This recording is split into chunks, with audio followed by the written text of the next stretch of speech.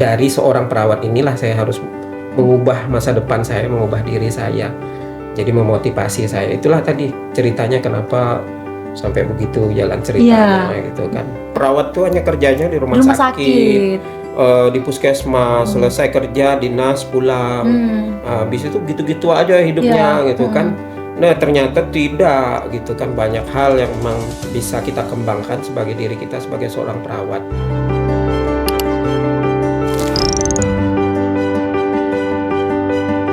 Assalamualaikum warahmatullahi wabarakatuh. Halo sahabat IARSI, perkenalkan saya Sherina Putri Aulia, mahasiswi Stikes IARSI Pontianak, Prodi S1 Keperawatan. Nah, selamat datang di IARSI Alumni Talks, yang dimana hari ini kita menghadirkan podcast inspiratif yang menghadirkan alumni dengan berbagai pengalaman dan perjalanan karir yang luar biasa. Nah, pada episode kali ini kita akan berbincang dengan seorang alumni program non-reguler Stikes IARSI Pontianak yang memiliki perjalanan karir yang sangat inspiratif. Beliau ini merupakan seorang ASN, pernah bertugas sebagai tim kesehatan haji Indonesia ataupun TKHI, dan saat ini dipercaya menjabat sebagai Ketua DPW PPNI Provinsi Kalimantan Barat. Mungkin boleh kita sapa. Halo Bang Jul. Halo. Selamat siang, bagaimana kabarnya Bang Jul hari ini? Alhamdulillah sehat ya Bang Jul ya. Nah, kali ini kita mendapatkan kesempatan yang luar biasa nih untuk berbincang-bincang dengan Bang Jul. Dan kita akan membahas nih bagaimana Bang Jul ini membangun karir, pentingnya melanjutkan pendidikan, bahkan hingga tips bagi calon perawat di luar sana yang ingin sukses di masa depan. Nah, kalau boleh tahu nih Bang Jul, saat ini kan Bang Jul sudah mengemban banyak peran. Salah satunya tadi sudah disebutkan menjadi ASN, TKHI, bahkan menjabat sebagai Ketua DPW PPNI Provinsi Kalimantan Barat. Nah, waktu Bang Jul dulu kuliah, pernah membayangkan nggak Abang akan berada di posisi saat ini? Ya, ini pertanyaan yang bagus ya. Jadi dulu memang cerita awal saya ingin masuk ke pendidikan keperawatan atau ingin menjadi perawat tuh sama sekali enggak kebayang ya seperti sekarang. Bayangan saya dulu jadi perawat itu ya melayani pasien, orang sakit gitu kan. Nah, sembuh pasiennya. Nah, itulah seperti itu bayangan saya. Jadi bekerja di puskesmas, rumah sakit atau di fasilitas pelayanan kesehatan. Yang saya apa ya istilahnya yang saya bayangkan tuh seperti itu.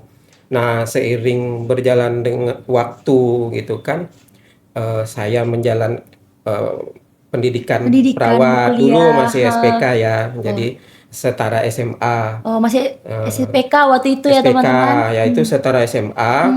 Ya alhamdulillah setelah tamat itu saya kan langsung bekerja gitu kan. Nah, sebenarnya usia itu masih usia ya remaja ya. Masih ya harusnya kalau yang dari SMA tuh masa-masa kuliah gitu ya.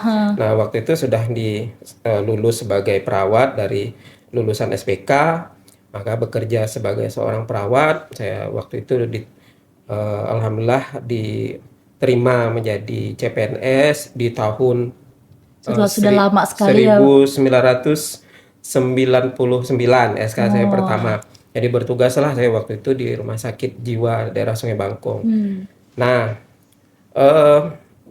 ya perawat kan seperti itulah ya. Merawat orang sakit, memberikan asuhan keperawatan, setelah selesai itu pulang gitu kan. Nah, ternyata jiwa saya tuh berontak gitu tidak ya. Berhenti di situ saja gitu ya Bang. Kalau dunia saya begini-begini saja, bosan ya. Jadi kan, wah, saya coba hal baru memikirkan gitu kan, bisa ndak ya tidak hanya rutinitas ini yang saya kerjakan sebagai seorang perawat. Nah, waktu itu sih belum terlalu berpikir, baru coba-coba mikir gitu ya. Nah, waktu itu tahapan pertama saya tuh ingin melanjutkan pendidikan saya gitu kan. Karena waktu itu kan juga setelah saya bekerja itu SPK kan sudah tidak ada, sudah ditutup oleh pemerintah. Yang ada adalah pendidikan diploma 3 atau akper. Akper waktu itu. Nah, saya berawal dari tadi ingin mengembangkan diri itu, saya pikir kayaknya saya harus mengembangkan pendidikan saya dulu sebagai modal ya. Iya. Ya, jadi eh, alhamdulillah waktu itu saya melanjutkan diploma 3 di eh, Poltekkes Kemenkes Yogyakarta. Oh, waktu itu ke Dapat Yogyakarta. beasiswa ya. Beasiswa. Dapat beasiswa selama 3 tahun. Nah, disitulah berawal cerita saya, ya. Jadi tadinya yang niat saya ingin mengembangkan diri ketika saya kuliah di D3 keperawatan di kota yang memang eh, ikonnya pendidikan Iya. gitu kan, terus di kampus yang memang ikon juga untuk tenaga kesehatan ya kalau di Poltekkes Jogja. Nah, disitulah ilmu-ilmu yang saya dapatkan selama 3 tahun itu, yang tadinya saya ingin mengembangkan diri, ternyata saya dapatkan pada saat bangku perkuliahan di diploma 3 tersebut Di Jogja tadi. di Poltekkes Jogja. Yang tadinya saya tidak bisa melakukan hal apa, saya dapatkan di sana. Yang tadinya saya tidak tahu kalau perawat itu harus kemana, bisa mengembangkan diri seperti apa. Ternyata ada ilmunya. Di situ. Perawat bisa ada entrepreneur misalnya, bisa mengembangkan diri sebagai edukator. Nah, dilatih juga dengan ilmu-ilmu di perkuliahan oleh dosen-dosen itu kan, akhirnya wawasan kita tuh Jadi luas. luas. Nah, terbukalah waktu itu. Akhirnya sudah mulai berani, alhamdulillah sudah selesai pendidikan diploma 3 yang waktu itu 2005-2008 ya. Nah, jadi saya kembali lagi ke tempat kerja. Nah, di situ saya sudah mulai berontak nih. Ya. Nah, saya sudah punya ilmu gitu kan, walaupun itu masih diploma 3 waktu itu. Artinya kalau saya simpan, ya percuma ya jauh-jauh Iya. gitu kan. Jauh-jauh. Jauh waktunya Stuck di situ saja waktunya ilmunya. habis 3 tahun gitu kan. Nah, kalau tidak diimplementasikan, tidak dikembangkan, ilmunya tidak akan bermanfaat. Iya, tidak akan bermanfaat. Saya cari-cari nih bagaimana apa yang bisa mengembangkan ide-ide saya. Akhirnya waktu itu saya bergabung, karena perawat kan ada organisasi profesinya ya. Itu PPNI. PPNI, Persatuan Perawat Nasional Indonesia. Jadi bergabunglah saya di organisasi PPNI sebagai anggota. Nah, ikut-ikut aja tuh dengan senior-senior. Awalnya ngikut anggota sebagai karena anggota. memang kan kalau PPNI sebagai organisasi itu kan wadah ya, tempat berkumpul. Nah, di situ kita bisa ketemu berbagai relasi perawat itu kan, berkenalan, berbagi ilmu. Nah, disitulah terjadi interaksi ya, dinamika. Akhirnya saya bisa mendapatkan ilmu dari senior-senior yang ada di PPNI. Kemudian dengan adanya kegiatan-kegiatan, nah ternyata ilmu-ilmu saya yang tadi selama kuliah itu bisa saya implementasikan di kegiatan organisasi itu. Nah, akhirnya berkembanglah ya banyak hal di situ kan. Jadi tadinya yang saya ingin tidak hanya sibuk di tempat pekerjaan, saya ada kesibukan baru nih menjadi pengurus organisasi, banyak kegiatan. Akhirnya saya banyak mendapatkan kepuasan lah, ibaratnya kan. Mengurus organisasi ini memang tidak ada materinya gitu, tapi yang melatih berbagai hal, soft skill, bagaimana kita bergaul, bagaimana kita mengembangkan jejaring, manajemen waktu, mengembangkan diri, barangkali menjadi penanggung jawab kegiatan tertentu. Nah, disitulah kita belajar gitu kan. Nah, saya di organisasi itu saya mulai pada tahun sekitar 2000-an, tahun 2000-an saya sudah aktif di Sherina belum lahir kayaknya belum waktu lahir itu. ya. Jadi di organisasi PPNI. Nah, disitulah selain saya memang bekerja sebagai praktisi keperawatan gitu kan, saya juga aktif di organisasi, sehingga kombinasi ini yang akhirnya pelan-pelan tuh mulai mengembangkan diri gitu kan. Nah, berjalan dengan kesibukan itu, nah, akhirnya lah banyak terbuka gitu kan. Nah, lanjut lagi kan kuliah gitu kan. Lanjut lagi kuliah. S1 di Yarsi, Stikes Yarsi. Yarsi. Oh, berarti Nah, seiring bertambahnya level pendidikan, artinya kan juga ilmunya juga bertambah ya, iya, bertambah.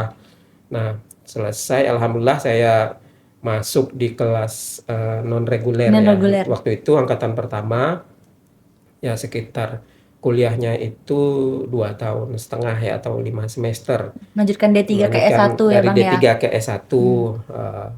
Jadi, nah dapat lagi tuh tambahan-tambahan wawasan, keilmuan dari dosen-dosen Hmm, selama berkuliah. perkuliahan di sini gitu kan. Jadi modal lagi gitu kan.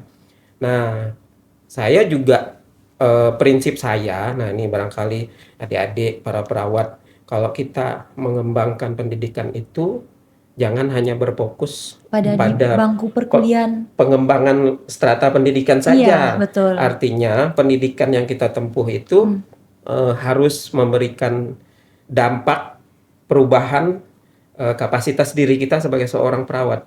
Yang saya anut waktu itu adalah prinsip seperti itu gitu Iya. kan. Ketika saya sudah kuliah S1 profesi, artinya ada tanggung jawab juga, saya harus mengimplementasikan kembali ilmu-ilmu ini.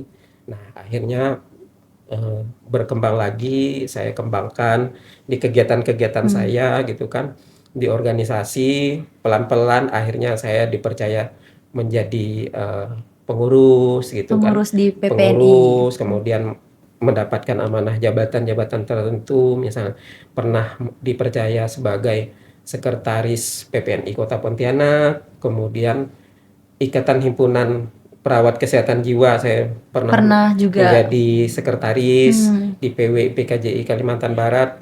Nah, lalu masuklah ke DPW PPNI PPNI Kalimantan Kalimantan Barat Barat. yang lebih luas Iya. gitu kan. Nah, menjadi wakil sekretaris, lalu naik menjadi sekretaris, dan alhamdulillah sekarang dia percaya menjadi ketua Persatuan DPW PPNI Provinsi Kalimantan Kalimantan Barat. Barat. Jadi, nah seperti itu yang saya alami gitu sehingga saya seperti sekarang.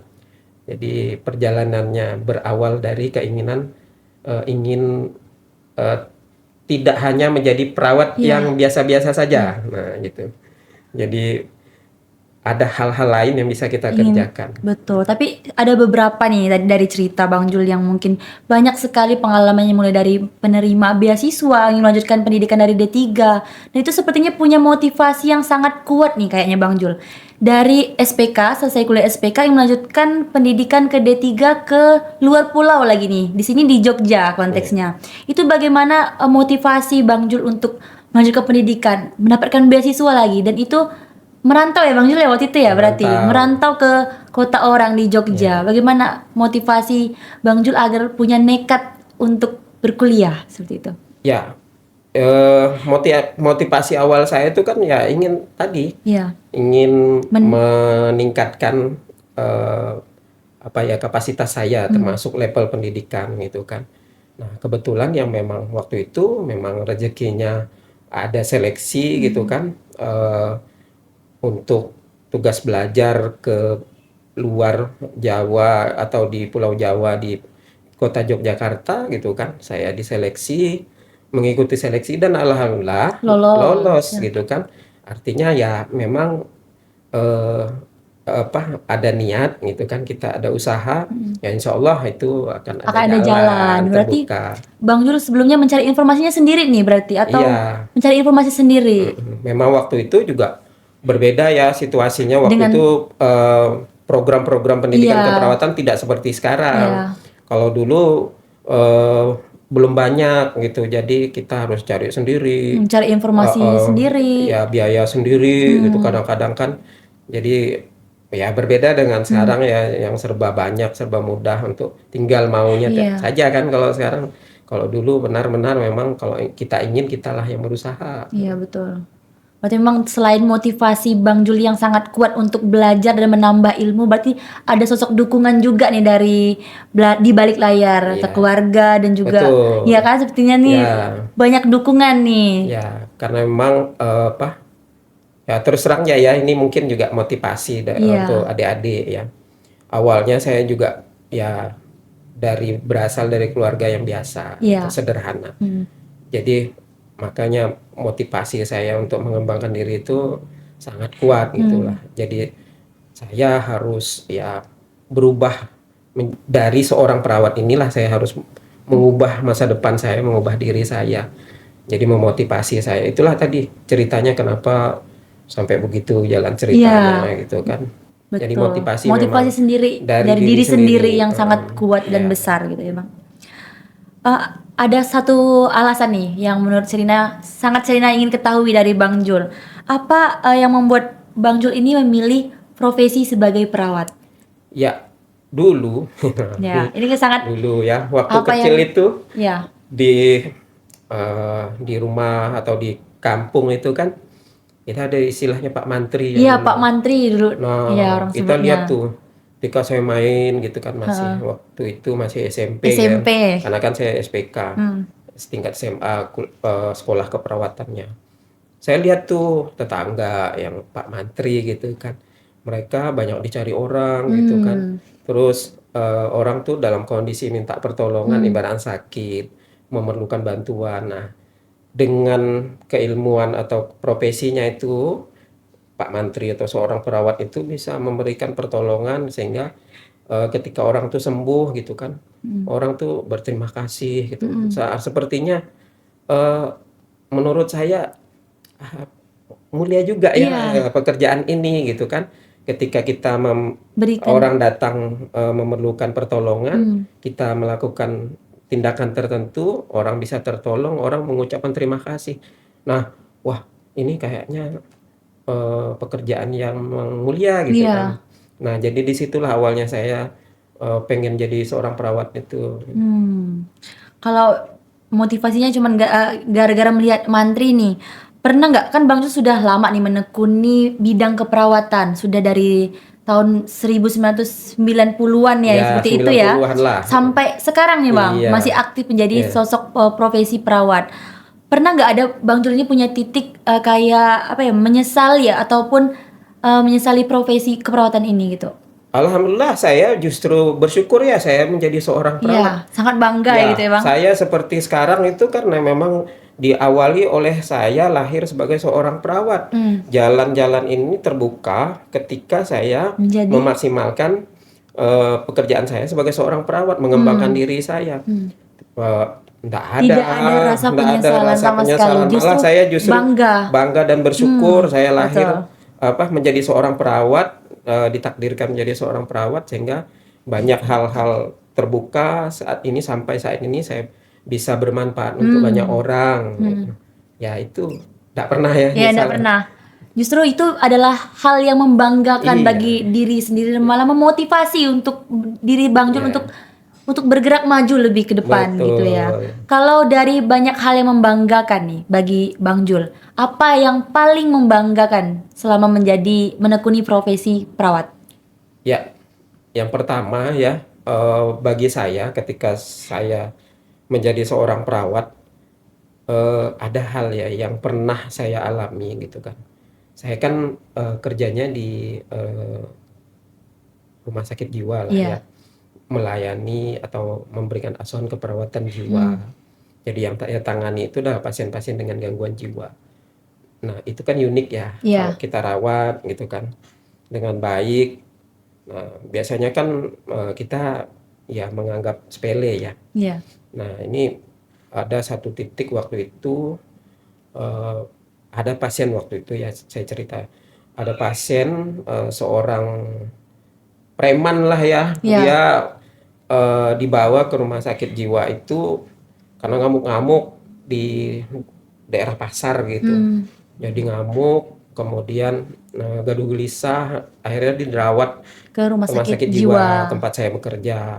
Dirawatlah, kita rawat dengan baik gitu kan, tanpa ya ada rasa takut atau eh, berlaku yang tidak mengenakan untuk dia. Kita rawat dengan sebaik-baiknya gitu kan. Sembuh dia pulang. Ya saya pun tidak tahu.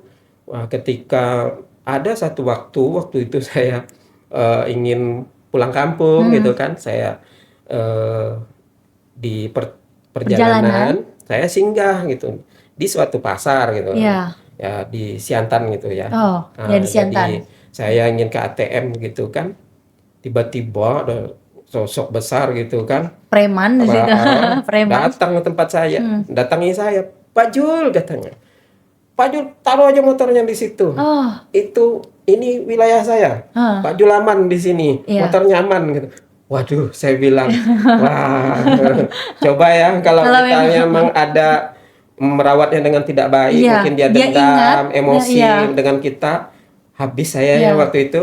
Tapi ternyata waktu itu dia dengan gagahnya dia bilang, Bapak aman di sini, Hmm. motornya aman. Alhamdulillah, saya bilang, Oh, berarti kalau kita merawat dengan pasien, pasien apapun ya, tidak iya, hanya pasien jiwa, kalau dengan baik, dengan benar, mereka juga akan berterima kasih dengan kasih kita. iya. Nah, itulah yang memang Menjadi menjadi apa ya, semacam memori memori memori indah ya, buat memori saya ya, indah. sebagai seorang perawat yang mungkin tidak bisa dilukiskan Iya. dengan materi, dengan kata-kata, tapi kepuasan saya kalau kita menjadi perawat, memberikan asuhan keperawatan Heeh. dengan baik, dengan empati, Iya. dengan ya nilai-nilai keperawatan yang luhur itu kan, mereka puas, mereka sembuh gitu kan, mereka akan berterima kasih pada Dan itu kita. menjadi apa ya, perasaan bangga tersendiri Bangga. ketika kita menjadi perawat bisa Iya. berhasil memberikan asuhan yang baik Iya, gitu ya. dan dikenang Bang. juga oleh mereka gitu Hmm. kan. Nah, itulah yang memang Hal yang ya salah satu yang momen memang momen yang paling berharga buat membanggakan. saya, membanggakan. Wah, itu sangat membanggakan. Kalau Sherina dengarnya saja itu sangat membanggakan sih. Iya betul. Berarti sampai kapanpun mungkin kalau Bang Jul lewat nih ketemu abang Iya, itu akan selalu dikenang oleh abang itu betul. kebaikan Bang Iya, Jul. dan ya rata-rata mereka akan menyapa kita gitu. Itu Iya, kepuasan buat kita gitu. iya. Pak Jul gitu kan, Bang Jul, itu mereka kenal dengan kita itu udah kepuasan yang tidak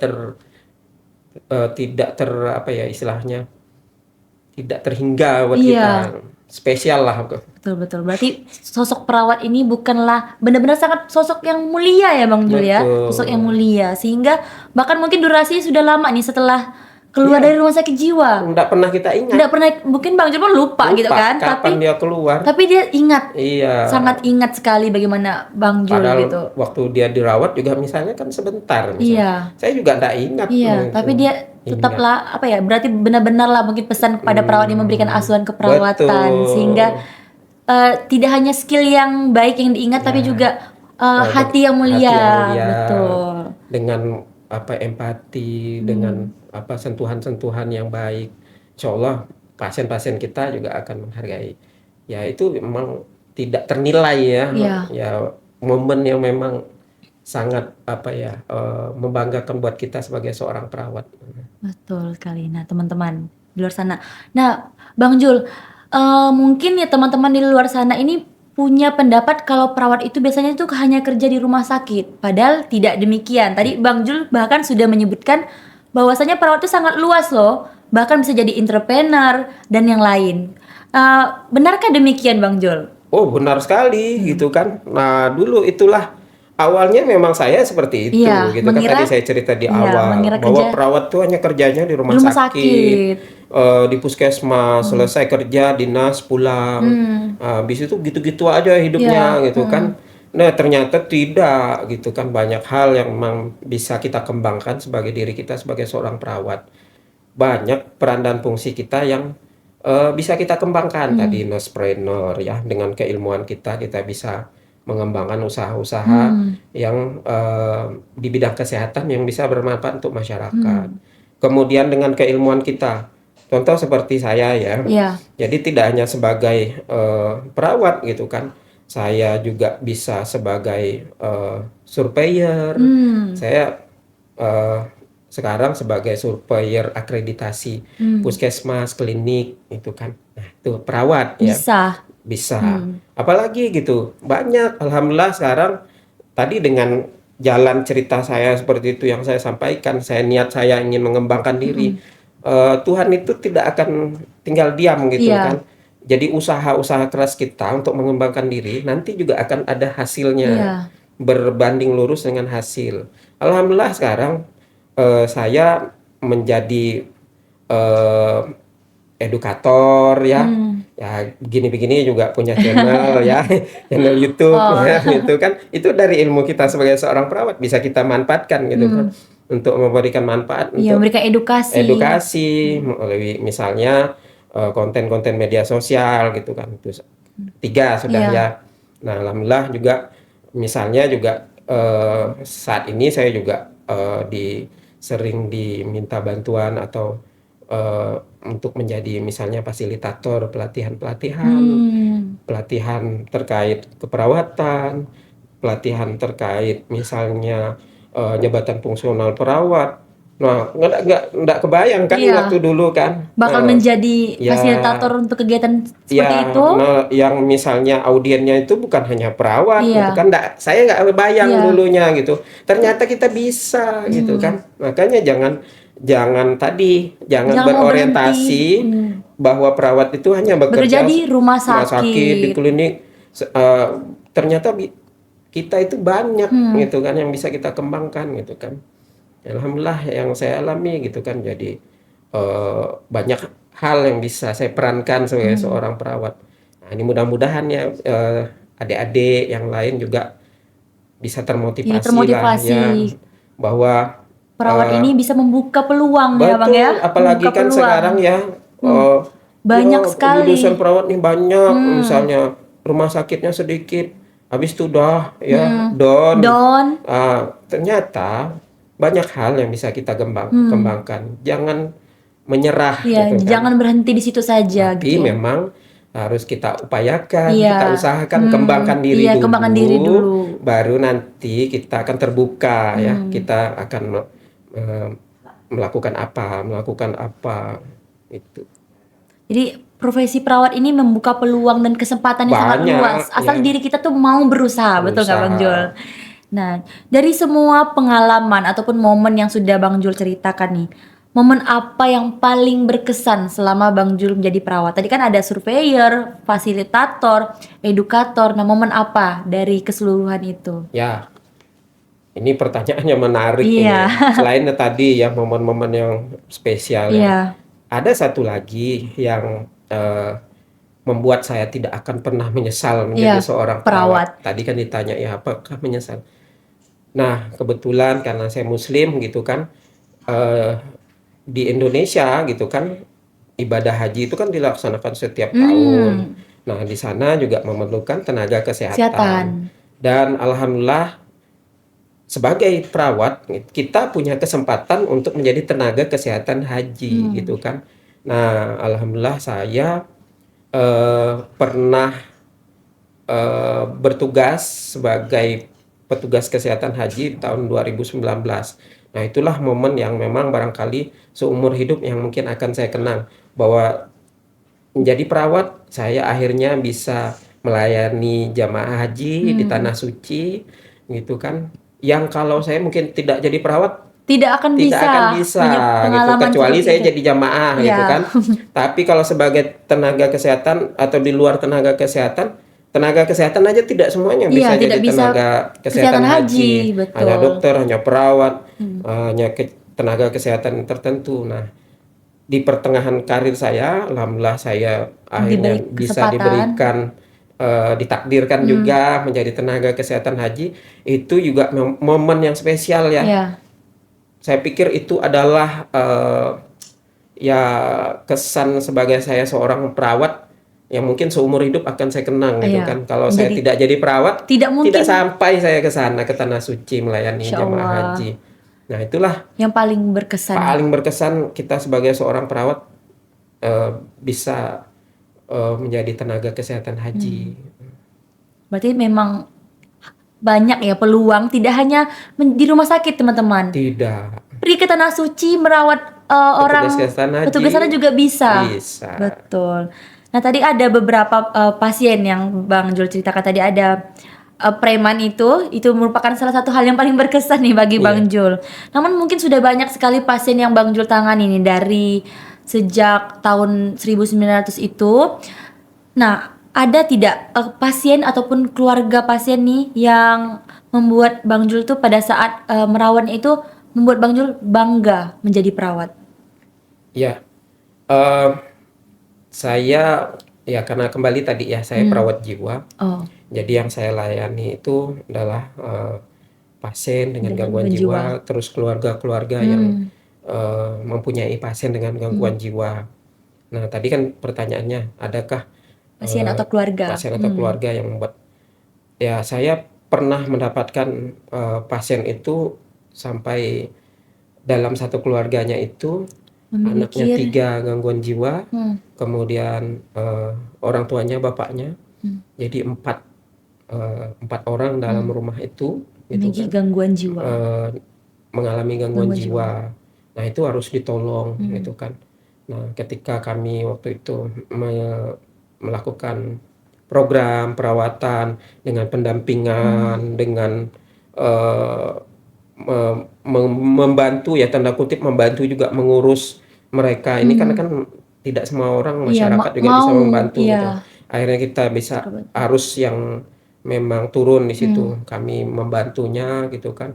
Nah mereka bisa tanda kutip sembuh gitu Dan kan berdaya. dan berdaya bisa bersosialisasi dengan keluarga walaupun dalam Ruang lingkup yang kecil ruang gitu. lingkup yang sesuai kemampuan Iya. dia, tapi itu menjadi kepuasan. Jadi mereka bisa apa ya berinteraksi, kemudian bisa bekerja sesuai dengan kemampuannya, dengan kita membantu mereka merawatnya gitu kan. Nah itu yang Membuat ya kondisi Bonjol. yang pernah saya alami yang ya sangat memberikan atau membanggakan saya Iya, gitu kan. betul. Ya karena memang spek saya sampai ini kan perawat Jiwa. jiwa gitu kan. Jadi yang memang saya alami momen-momen hal-hal yang pernah saya temukan yaitu keluarga dengan gangguan jiwa itu yang akhirnya bisa mereka berterima kasih gitu kan. Ataupun kalau tidak berterima kasih mereka bisa apa ya istilahnya hidup Iya. bisa menjalankan peran-perannya di Iya, masyarakat, di hari kehidupan sehari-hari sesuai dengan setidaknya. kondisinya. Itu kepuasan benar buat kita. Iya. Sebagai seorang perawat. Sebagai Dan itu seorang perawat. sebagai perawat kan yang Iya. bisa melaksanakan seperti Ya, itu. dengan ilmu-ilmu Dengan kita, ilmu yang dimiliki. dengan keterampilan kita, kita bisa menolong gitu kan. Nah, itu kepuasan benar. Betul, teman-teman. Tapi berarti gangguan jiwa ini juga bisa menjadi salah satu faktor tuh genetik ya, Bang ya? Betul. Iya. Menarik. Tadi ada beberapa pengalaman, sangat banyak pengalaman Bang Jul. Salah satunya Bang Jul juga ASN sekarang. Nah, mungkin ini ada pertanyaan dari Sherina dan teman-teman lain yang bisa Bang Jul jawab. Banyak sekali mahasiswa itu bercita-cita menjadi ASN, Bang. Nah, menurut Bang Jul ini apa yang perlu dipersiapkan sedari sekarang gitu Ya, untuk menjadi seorang ASN? boleh ya. Adik-adik itu bercita-cita ingin jadi ASN, boleh, tidak ada salahnya, gitu kan. Saya juga memotivasi adik-adik nanti ketika lulus kalau ada lowongan Kesempatan. CPNS menjadi ASN, silakan Mendaftar. dimanfaatkan. Tapi jadi kesempatan untuk menjadi ASN ini tidak sebanding dengan jumlah yang lulus Iya. gitu kan. Artinya formasinya juga terbatas. Nah, kemudian juga bergantung pada kebijakan pemerintah terkait penggajiannya gitu kan. Nah, jadi menurut saya jangan dijadikan satu-satunya Patokan. motivasi patokan Untuk ketika lulus itu ingin kuliah. jadi ASN. Betul. Boleh ya, kalau memang ditakdirkan jadi ASN, alhamdulillah gitu. Tapi juga harus diubah orientasinya sekarang ya. Jadi tidak menjadi perawat yang sukses itu tidak hanya menjadi ASN, betul. Mindset bisa ya, Bang. menjadi perawat di luar negeri, bisa menjadi Industri ya, Bang. industri di swasta, kemudian membuka lapangan usaha sendiri, misalnya di bidang kesehatan, bidang keperawatan, nurse-trainer itu Iya. kan. Jadi Banyak ya, Bang, banyak hal gitu kan. Jadi tidak hanya ASN oriented ya gitu. Iya, betul. Juga ada tadi beberapa hal yang dimention oleh Bang Jul nih, menjadi tim kesehatan haji Indonesia. Nah, mungkin Bang Jul boleh ceritakan sedikit bagaimana awal mula perjalanan Bang Jul itu dipercaya menjadi tim kesehatan haji Indonesia. Iya. Jadi ceritanya kalau kita ingin menjadi petugas kesehatan haji itu kan harus mendaftar. Ya. Nah, setiap tahun memang pemerintah itu membuka seleksi lah, seleksi. Nah, artinya belum tentu kita juga diterima ya. Banyak juga teman-teman yang sering ikut seleksi juga Gugur ya di saat bisa lah, seleksi. lulus, bisa diterima. Saya juga mau tahu berapa kali saya lulus, baru lulus. Saya lulus itu pada saat pendaftaran yang ke-12 kali. Hah. Nah, Wah, berarti motivasi Bang Jul sangatlah betul. besar untuk mendaftar sampai ke-12 12 kali nih baru teman-teman. saya lulus diterima. Nah, artinya apa? Jangan Jangan pernah nyerah untuk menyerah, mencoba. kemudian jangan pernah bayangkan langsung keterima gitu kan. Oh. Berarti ada juga, memang ada yang satu kali mendaftar lulus, Langsung keterima. berarti itu takdirnya gitu kan. Tapi ketika misalnya kita belum diterima, jangan putus asa. Nah, bagaimana caranya? Kita harus memantaskan diri ya sebagai perawat, harus memantaskan diri supaya takdirnya itu jatuh ke kita. Ke kita. Nah, Harus ada usahanya, harus ada Bang. usaha. Betul. Bagaimana usahanya? Nah, ini saya berbagi pengalaman cerita saya. Saya terus mengembangkan kompetensi gitu kan. Di sana kan juga sebenarnya ada syarat ya. Iya, Ada pelatihan pelatihan pegawai ini. daruratan, ada punya STR, punya SIP. Nah, untuk pelatihan-pelatihan ini ya update lah gitu kan. Teman-teman atau adik-adik juga harus punya skill yang memang bisa menjadi modal untuk mendaftar. untuk mendaftar, Iya. dipertimbangkan gitu kan. Kalau ingin lulus tapi kita tidak punya sertifikat kegawat daruratan, tidak punya skill sertifikasi, khusus, betul. kan tidak ada yang nilai istimewa iya, nilai plusnya plus, yang betul. dari pihak yang menyeleksi gitu kan. Jadi kita harus memantaskan diri gitu Iya. kan, memenuhi syarat-syarat itu, ikhtiar, berdoa. Nah, insya Allah Iya. akan ada hasilnya. Walaupun misalnya seperti saya 12 Yang ke-12 kali baru keterima, tapi tidak menyerah. Iya, tidak menyerah. Dan jangan bayangkan kalau kita langsung lulus. Langsung lulus. Kita harus pantaskan Apalagi dulu yang diri masih kita. muda-muda nih ya, masih panjang. Haji kan tiap Iya. tahun ya.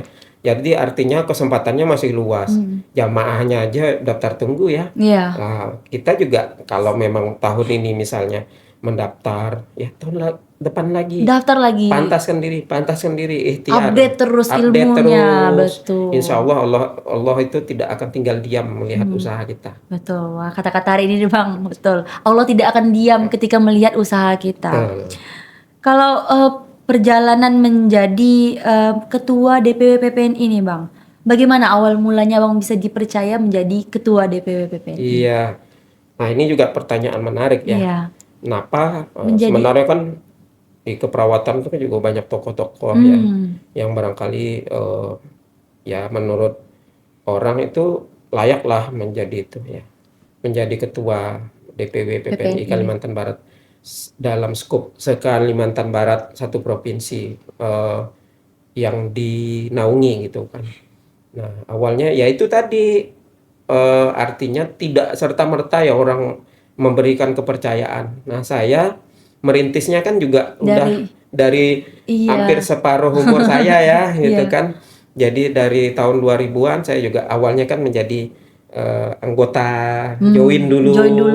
Nah, ikut-ikut gitu kan, bergabung, belajar dari senior-senior. Nah, dari situ kan akhirnya saya dipercaya. Dilihat kinerjanya bagus. Kinerja alhamdulillah mungkin dilihat kinerjanya bagus, saya dipercaya gitu kan. Kan bukan saya yang mau gitu kan itu. Akhirnya dipercaya. Nah, alhamdulillah sampailah pada level tingkat DPW atau provinsi. Kemarin 2024 saya dipercaya untuk menjadi ketua DPW PPNI Kalimantan Barat, yang sebenarnya di luar perkiraan saya gitu kan. Saya cuma ingin menjadi perawat itu ya bermanfaat gitu. Di organisasi, di pekerjaan. Tidak membayangkan juga bahkan dipercaya untuk menjadi ketua ya Bang ya, seperti alhamdulillah itu. Berarti oranglah yang mengamanahkan kita, yang melihat kita kemampuan gitu kan. Betul. Terus kalau menurut Abang nih kan tadi setelah bercerita panjang tadi, menurut Abang nih menjadi mengikuti organisasi ataupun yang lain-lain itu sangatlah banyak manfaatnya. Bisa bertemu relasi, bisa bertemu jejaring, meningkatkan skill.